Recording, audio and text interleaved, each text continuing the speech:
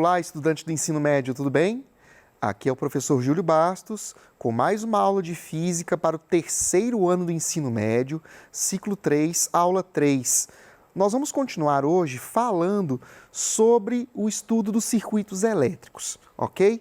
Só que eu quero, nesta aula, fazer alguns aprofundamentos que nós vamos precisar utilizar em determinados exercícios para a gente compreender certas dinâmicas na eletrodinâmica. Ficou estranho falar isso, mas é por aí mesmo, entender como é que a corrente elétrica vai fluir sob determinadas condições nos circuitos. Nós já falamos sobre corrente elétrica, falamos sobre resistência, falamos sobre as leis de Ohm, a primeira e a segunda, nas aulas anteriores. Agora a gente vai começar a falar de algumas coisas que vão um pouco além desse ponto mais básico. Tudo bem? Então, eu quero começar falando para vocês na aula de hoje sobre um conceito que a gente usa muito na física e que acontece muitas vezes de aparecer na prática essa expressão e muita gente talvez não saiba o seu real significado, que é o curto-circuito. Quantas vezes você já não ouviu em reportagens quando acontece algum incêndio que ele foi provocado por um curto-circuito? Provavelmente você já ouviu essa frase, né? Mas o que é isso na física? Quando nós pensamos em circuitos eletrônicos, existe a passagem de corrente elétrica por eles, que pode ser uma corrente de baixa intensidade ou de alta intensidade. Mas aí, esse valor da corrente elétrica, a gente já viu em aulas anteriores, que é determinado através da aplicação da primeira lei de Ohm. Mas, em certas situações, o que acontece? Em alguns trechos do circuito, a resistência pode se tornar praticamente igual a zero. Quando isso ocorre, nós dizemos que aquele pedaço do circuito fechou um curto, ou curto-circuito. É uma situação de resistência elétrica igual a zero. Na prática, a gente pode pensar na seguinte situação.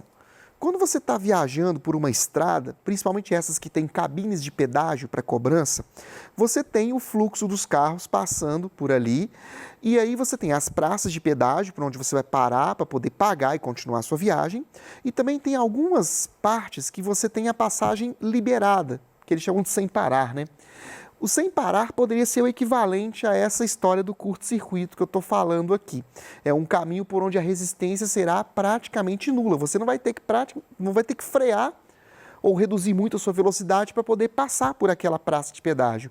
Diferente da cobrança tradicional, onde você vai parar, tem uma fila, e aí você vai ter uma certa resistência a continuar seu movimento, ok? Então, só para fazer uma analogia, para ficar um pouco mais fácil de compreender. Beleza?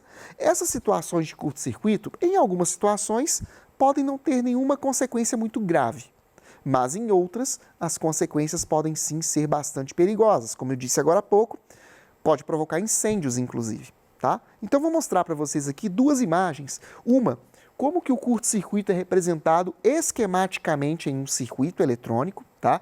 Observem aqui, ó. Eu tenho entre os pontos X e Y, eu tenho dois caminhos possíveis. Tem o caminho onde tem uma resistência R2 e tem um atalho aqui que é o curto-circuito.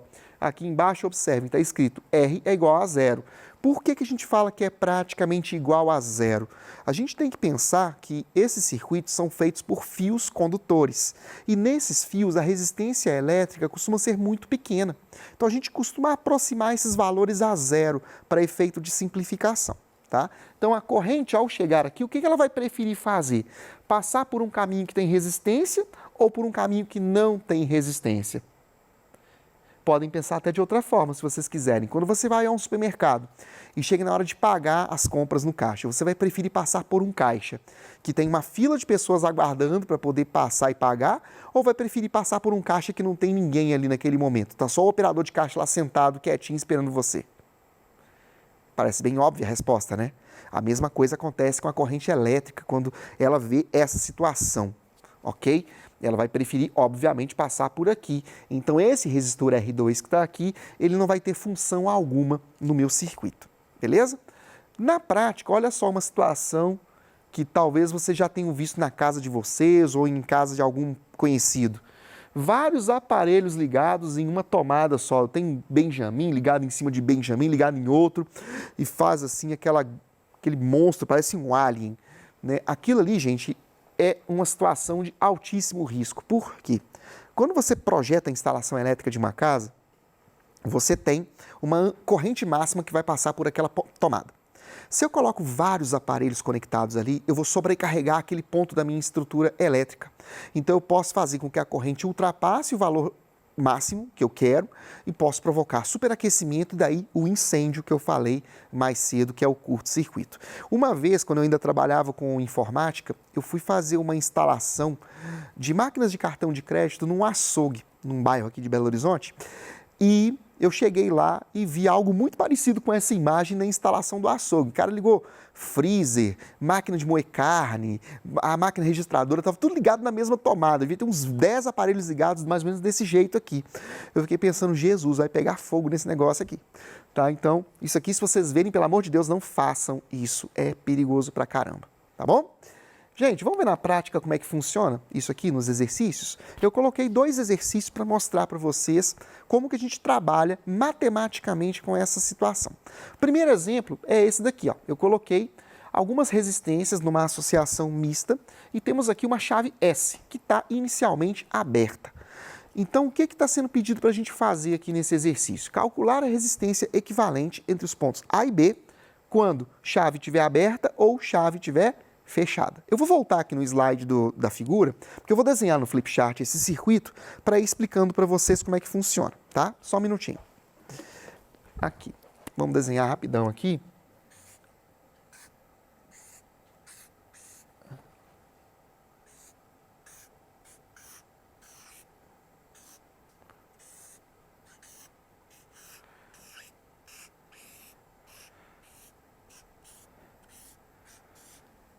Aqui é o ponto A, ponto B.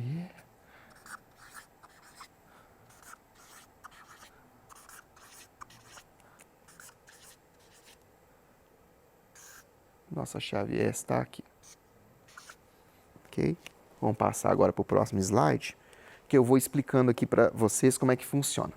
Vamos pensar primeiro nessa chave S aberta. Como é que eu vou fazer para calcular resistência equivalente? Eu vou imaginar que aqui, entre os pontos A e B, eu tenho uma fonte de tensão. Então, eu vou colocar aqui, só para representar para a gente, uma fonte de tensão qualquer. Não importa o valor dessa tensão aqui agora, tá bom? Eu só coloquei ela para ilustrar que o circuito está fechado. Para que vocês lembrem que corrente elétrica só vai aparecer se houver caminho fechado para essa corrente poder passar por ali. Então, vejam só. A corrente elétrica que vai sair do meu polo positivo da bateria, ela vai passar por esse resistor de 10 ohms aqui, e ao chegar nesse ponto, que é um nó, eu tenho 2 opções possíveis para a corrente passar. Ou ela passa por aqui, ou ela passa por aqui. Então, o que está acontecendo nesse circuito, gente? Esses 2 resistores de 10 ohms que estão aqui, ó, do meu lado direito, eles estão em paralelo. Lembra que quando eu falo resistências em paralelo, é porque houve divisão de corrente, não porque estão em posições paralelas, tá bom? Então aqui, ó, houve divisão de corrente, eu tenho uma corrente aqui, outra ali, então aqui está em paralelo. Se eu simplificar esse circuito, trocando esses 2 resistores por um, o que vai acontecer? Eu vou ter 3 resistores em série depois, né? Então, eu não vou mostrar os desenhos todos, senão a gente vai gastar muito tempo. Só vou mostrando para vocês como é que vai ficar o raciocínio aqui, ó. Então, olha lá. O que aconteceu na hora que eu for calcular a resistência equivalente? Eu vou calcular esse paralelo aqui, ó, que é 10 em paralelo com 10, e no final eu vou pegar esse resultado e vou somar com as outras 2 resistências, que aí vai ficar em série, tá? Acho melhor redesenhar o circuito para vocês verem como é que fica, né? Deixa eu desenhar na outra folha aqui. Vai ficar assim, ó.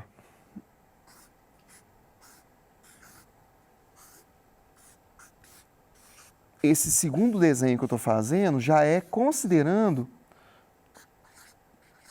o cálculo feito dos 10 em paralelo com 10, tá? Opa, aqui o ombro ficou feio pra caramba. Então ficou dessa forma o meu circuito, com os 3 resistores em série, beleza? E aí, calculando a resistência equivalente, como está ali na tela, o resultado vai dar 25 ohms. Tranquilo, pessoal? Agora, vamos imaginar aquela chave fechada. Eu vou desenhar de novo o circuito, que eu acho importante a gente desenhar e mostrar com clareza o que está acontecendo. Então, olha só, agora eu estou na letra B, tá, gente? Aquilo lá tudo foi a letra A. Então, aqui, letra B. Olha o que nós vamos fazer agora.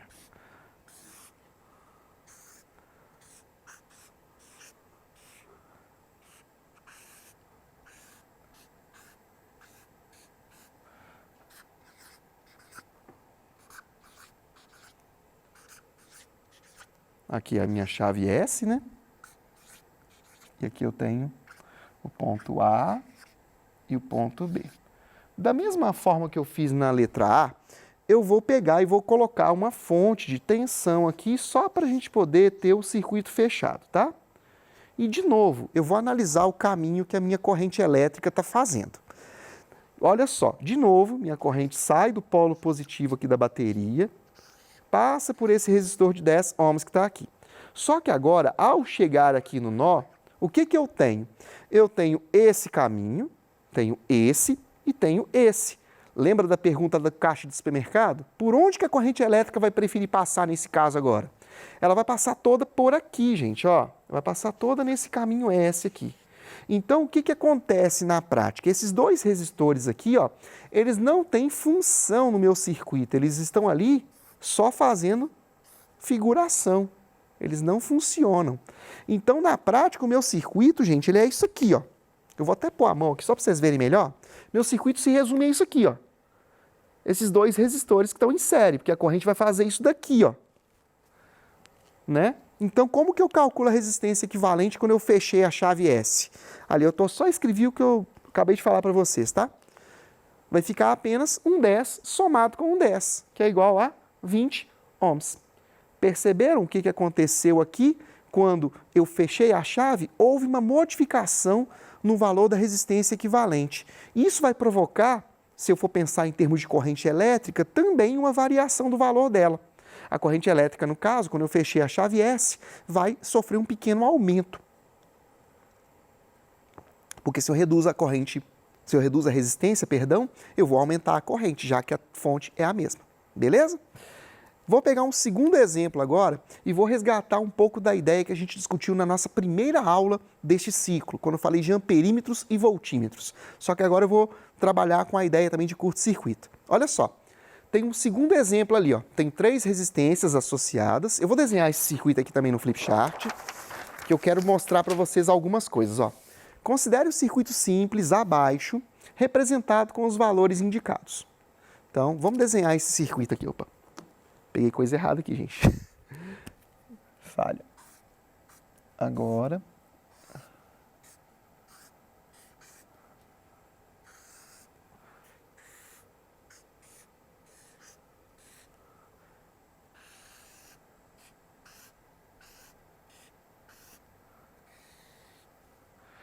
Ali eu tenho 40 volts, 6 ohms. Vou colocar aqui 10 ohms, 4 ohms. N. O que está sendo pedido nesse exercício, gente? Olha só. Ele perguntou assim, se nós ligarmos entre esses dois pontos, primeiro um amperímetro e depois trocarmos um amperímetro por um voltímetro, quais vão ser os valores lidos por esses dispositivos? Tá? Então, vamos recordar o que a gente falou lá na aula 1 deste ciclo. O amperímetro é um equipamento que mede corrente elétrica e, por esse motivo, ele, em sua construção, possui uma resistência elétrica muito baixa, próxima de zero.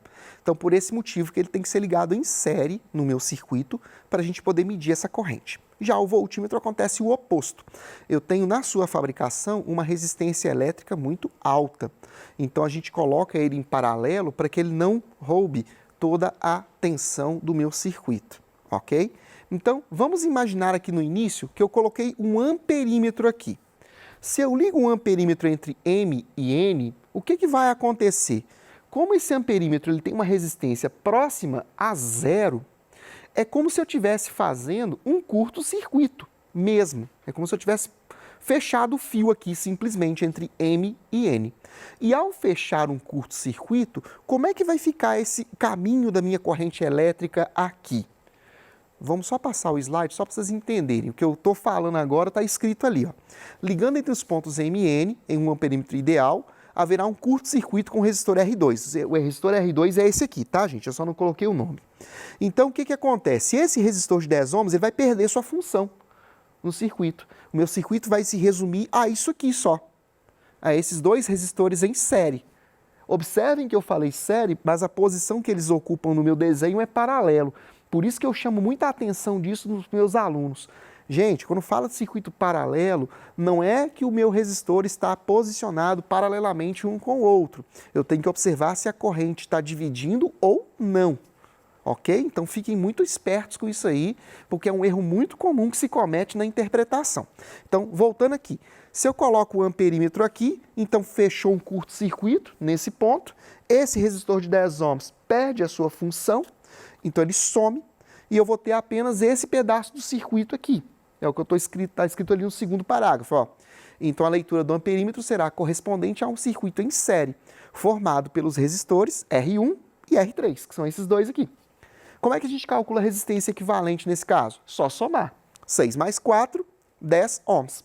E aplicando a lei de Ohm, que a gente já viu algumas vezes, só dividir 40 por 10 para a gente encontrar a corrente que vai passar pelo meu amperímetro. Essa corrente, gente, é a mesma que passa pelo circuito todo, porque se ele é um circuito série simples, a corrente que passar em qualquer ponto do meu circuito tem que ser igual, inclusive pelo amperímetro. Ok? Agora, vamos tirar o amperímetro daqui e vamos colocar um voltímetro.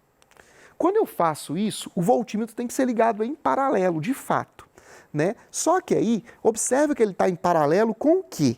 Ele está em paralelo com esse resistor aqui, o R2, né? Porque aqui, ó, a corrente elétrica, se chegar aqui, ela vai ter que, teoricamente, se dividir para cá e para cá, beleza? Então, por isso que eu falo que aqui está em paralelo só com esse ponto. Então, o que eu vou fazer, gente? Na hora de calcular a resistência equivalente, eu ignoro a presença do voltímetro, tá? Então, eu vou fazer o cálculo da resistência equivalente agora, sendo simplesmente os 3 resistores em série, né? Então, vai ficar 6 mais 10 mais 4, que vai totalizar 20 ohms. E isso é resistência equivalente. E quanto vai ser a corrente que vai passar por esse circuito? De novo, aqui ainda continua sendo um circuito série. Ô, Júlio, mas o voltímetro não está em paralelo? Então não é circuito misto, não? Não. Quando você analisa o circuito e pensa nos instrumentos de medida, você ignora a presença do voltímetro e do amperímetro para essas considerações, tá? Então aqui, se eu tirar o voltímetro, eu tenho um circuito série normal com os 3, tá bom?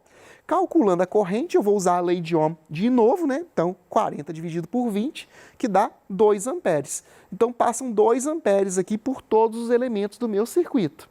E como que eu vou calcular, então, a leitura do meu voltímetro aqui? Fácil, né, gente? É só aplicar a lei de Ohm para calcular a tensão que vai aparecer aqui.